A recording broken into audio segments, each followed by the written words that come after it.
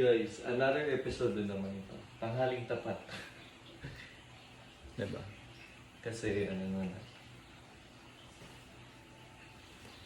So, gulay is life. Puso na ginataan. Lalagyan natin ng ng bulad.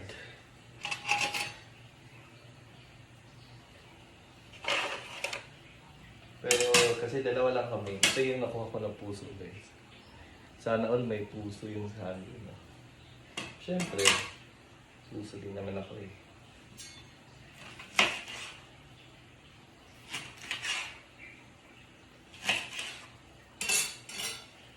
So, tigilan na ganito guys. And pakukul natin yan.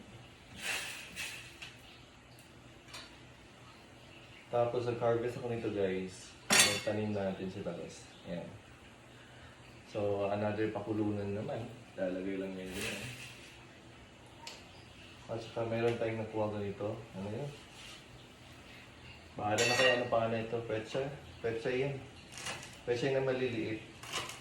Magtatanim tayo ulit kasi ito na yung mga huli.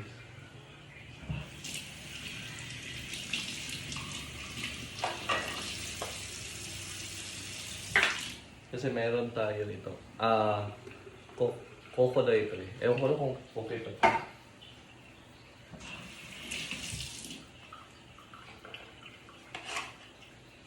Lagyan natin kamatis.